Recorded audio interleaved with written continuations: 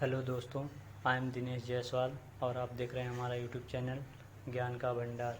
आज का हमारा टॉपिक बैंक रिकॉन्सिलेशन स्टेटमेंट पर है, जो एक बेहद ही इंटरेस्टिंग टॉपिक है। और आज हम लोग इसमें balance as per cash book यानी कैश बुक का डेबिट दिया हो तो क्वेश्चन को कैसे सॉल्व करेंगे, उसी चीज़ को हम लोग आज कवर करते हैं। जैसे कि आप लोग को यहाँ पर दिख रहा है, हमने कुछ इसका नोट्स लिख रखा है, तो आइए समझ लेते हैं नोट्स में क्या लिखा है। यदि कैश बुक का डेबिट बैलेंस है और कैश बुक के अनुसार चलते हैं तो जो कैश बुक में एंट्री प्लस होती है उसे लेस कर दिया जाता है, और जो कैश बुक में एंट्री माइनस होती है उसे ऐड कर दिया जाता है। दोस्तों, जब भी हम कैश बुक का बैलेंस दिया रहेगा यानी कि डेबिट दिया रहेगा तो हम लोग विपरीत चलेंगे, यानी कि जो कैश बुक में माइनस एंट्री होती है उसको हम लोग ऐड कर देते हैं, और जो कैश बुक में प्लस एंट्री होती है उसको हम लेस कर देते हैं। यदि दोस्तों आप लोगों को माइनस प्लस अच्छे से नहीं आता है करने, तो आप हमारी पिछली वीडियो को देख लीजिए, जिसमें हमने माइनस प्लस अच्छे तरीके से करने के लिए बताया है, जिससे आप लोग किसी भी बैंक रिकॉन्सिलेशन स्टेटमेंट में उस ट्रिक से 2 मिनट में आंसर ला देंगे। तो पहले आइए उसी ट्रिक से हम लोग सॉल्व करेंगे क्वेश्चन को। उसके बाद क्वेश्चन को कैसे प्रेजेंट किया जाता है उसको भी हम आप लोगों को बतलाएंगे। दोस्तों, जैसे कि आपको स्क्रीन पर दिख रहा होगा कि क्वेश्चन नंबर 2 ये डॉक्टर एस एम शुक्ला की बुक है, तो आप लोगों को हम राइटर का नाम बतला दिए हैं। और इसमें रोकड़ बही के अनुसार बैंक शेष 5,750 रुपये हैं। दोस्तों, शेष का मतलब होता है डेबिट, और रोकड़ बही क्या है यानी कि कैश बुक। शेष हो गया डेबिट, और कैश बुक यानी कि कैश बुक का डेबिट जो होता है बैलेंस होता है, ठीक है।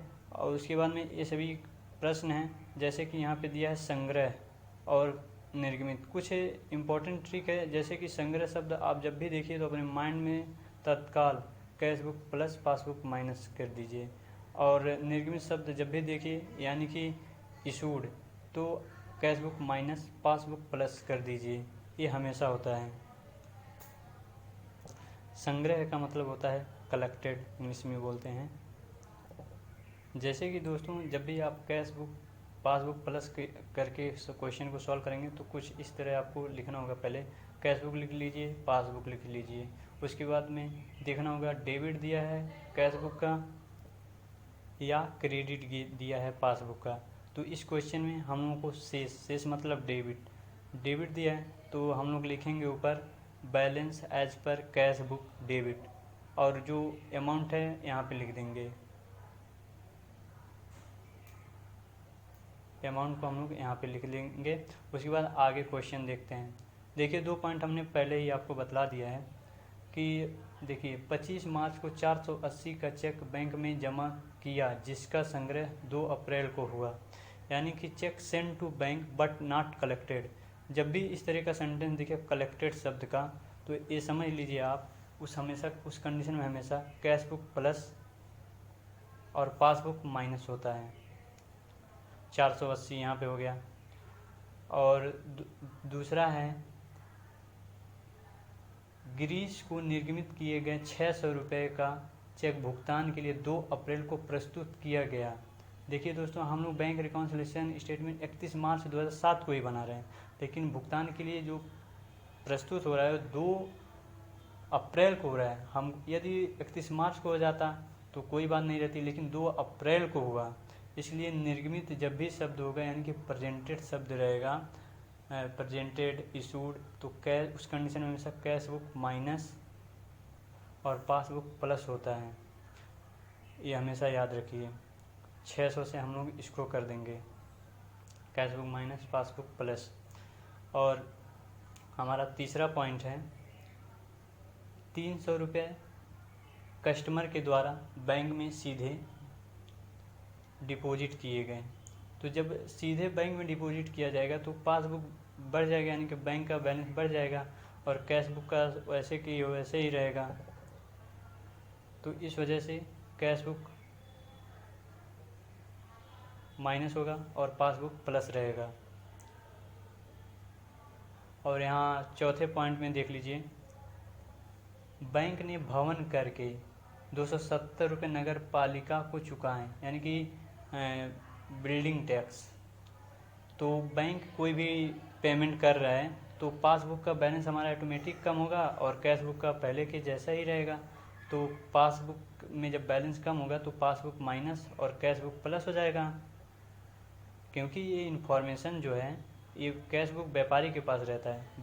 बैंक डायरेक्ट पेमेंट कर दे रहा है तो व्यापारी को इन्फॉर्मेशन उसकी नहीं ना है, बैंक अपने यहाँ से माइनस कर दे रहा है तो उसके बैलेंस कम हो जा रही है, जिसकी वजह से पासबुक में पैसा कम हुआ बैलेंस, तो पासबुक माइनस हो गई और कैश बुक का वैसे को वैसे ही बैलेंस पड़ा है तो कैश बुक प्लस का प्लस ही रह गया। तो 270 रुपये यहाँ हो गया। जैसे कि दोस्तों हम लोग आप लोग को बता चुके हैं कि cash book balance as per cash book जब भी रहेगा तो हम लोग विपरीत चलेंगे। इस अमाउंट में जब भी रहेगा 5750, यानी कि तो इसमें जो माइनस की एंट्री होगी उसी को ऐड करेंगे और जो प्लस की एंट्री होगी इसमें से लेस कर देंगे। तो पहले माइनस वाली हम लोग इसमें ऐड कर लेते हैं। देखिए यहाँ पे हमने 5750 लिखा है, उसके बाद माइनस की 600 एंट्री है उसको लिखा है और माइनस की 300 एंट्री है वो भी लिखा है और टोटल ऐड करने पे 6650 आया है। और प्लस की एंट्री दो हैं, 480 270। 480 270 को हमने यहाँ पे लिख लिया है और 750 यहाँ पे आया है। 750 इसको हमको प्लस वाली एंट्री को माइनस करना है, तो यहाँ से हम लोग 6650 में से 750 घटा देंगे तो हमारा फाइनली आंसर 5900 आ जाएगा। यही हमारा फाइनल आंसर है। आइए तो हम बताते हैं इसी को क्वेश्चन में कैसे प्रेजेंट करते हैं। देखिए दोस्तों, बैंक रिकॉन्सिलेशन स्टेटमेंट का फॉर्मेट कुछ इस तरह रहता है और जो हमारा यहाँ का अमाउंट है 5750 और balance as per cash book हमने जो यहाँ पे लिखा है उसको यहाँ पे लिख देना रहता है ऊपर, balance as per cash book debit, और अमाउंट को आउटर कॉलम में यहाँ पे लिख दिया जाता है। और हमने ये बतलाया है जो यहाँ पे माइनस हुए हैं सब उसी को यहाँ पे ऐड कर दिया जाता है। तो यहाँ पे वही से जैसे चेक इशूड किया गया था बट नॉट प्रेजेंटेड, तो cash book minus passbook plus हुआ। इस वजह से हम लोग कैश बुक में जो माइनस एंट्री इसको ऐड कर दिए 600 की। और direct deposit in bank by customer के द्वारा डायरेक्ट डिपॉजिट बैंक में किया जा रहा है, तो जिसकी वजह से बैंक बैलेंस हमारा बढ़ गया तो पासबुक प्लस हो गया और कैश बुक में पैसा वैसे को वैसे ही है, वो बढ़ा नहीं, तो इस वजह से कैश बुक माइनस हो गया और पासबुक प्लस हो गया। कैश बुक माइनस होने की वजह से यहाँ पे हम लोग इसको भी ऐड कर देंगे और दोनों ऐड करके आउटर कॉलम में 900 हो गया और इस दोनों को हम लोग ऐड करके 6650 रुपये यहाँ लिख देंगे। और अब जो यहाँ कैश बुक में प्लस हुई हैं, दो एंट्री प्लस हमारी है, उसको हम लोगों को यहाँ पे माइनस करना है। तो देखिए जो पहला जो है cheque send to bank but not collected. दोस्तों जब भी कलेक्टेड शब्द दिखे या क्रेडिटेड तो हमेशा cash book plus passbook minus होता है।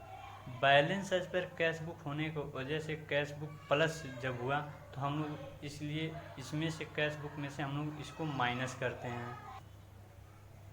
और प्लस की दूसरी एंट्री 270 की है जो बैंक ने भवन कर डायरेक्टली चुकाया है। दोस्तों कोई भी एक्सपेंसेस यदि ग्राहक के बिहाफ पे व्यापारी के बिहाफ पे बैंक पेमेंट करता है तो पासबुक का बैलेंस कम हो जाता है और कैश बुक का बैलेंस वैसे के वैसे पहले जैसा ही कांस्टेंट रहता है। इस वजह से पासबुक माइनस हो जाता है और कैश बुक प्लस हो जाता है। और प्लस वाली एंट्री हम लोग यहाँ पे लेस कर देंगे। लेस करने का तरीका आप लोग को हम तो बता ही चुके हैं, क्योंकि balance as per cash book जब भी दिया रहेगा यानी कि डेबिट का मतलब होता है कैश बुक बैलेंस, इसको आप लोगों को हमेशा याद रखिए, इसलिए मैं बार बार इस पर फोकस कर रहा हूँ। तो यदि balance as per cash book रहेगा तो जो कैश बुक में प्लस एंट्री होती है उसी को यहाँ से माइनस किया जाता है। तो municipal tax paid by bank, यानी कि बिल्डिंग टैक्स है लेकिन हमने यहाँ म्यूनसिपल टैक्स लिख दिया है।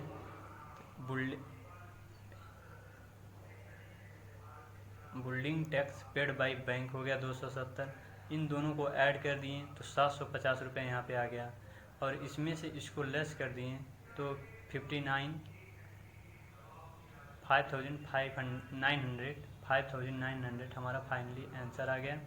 यहाँ पे देखिए balance as per cash book है, डेबिट शेष रहता है, और यहाँ पे आंसर जब हमारा आएगा बैलेंस एज पर पासबुक आएगा, और पासबुक का क्रेडिट जो होता है, क्रेडिट वो हमारा बैलेंस होता है। डेबिट बैलेंस जो हमारा कैश बुक का होता है और क्रेडिट बैलेंस हमारा पासबुक का होता है, यानी कि सेम उल्टा। तो दोस्तों यदि आपको वीडियो पसंद आई हो तो लाइक कीजिए, शेयर कीजिए, कमेंट कीजिए, और वीडियो देखने के लिए धन्यवाद। और हाँ, एक बात और आप लोगों को बता दूँ, नेक्स्ट वीडियो आप लोगों को किस टॉपिक पे चाहिए, या इसमें कोई डाउट हो तो हमसे कमेंट सेक्शन कमेंट करके पूछ सकते हैं कोई भी डाउट। और हाँ दोस्तों, इस चैनल पे 11th 12th और BCom की वीडियो अपलोड होती रहेंगी, इसलिए यदि आप हमारे चैनल पे नए हैं तो ज़रूर सब्सक्राइब कर लें। वीडियो देखने के लिए आपका दोबारा धन्यवाद कहता हूँ मैं।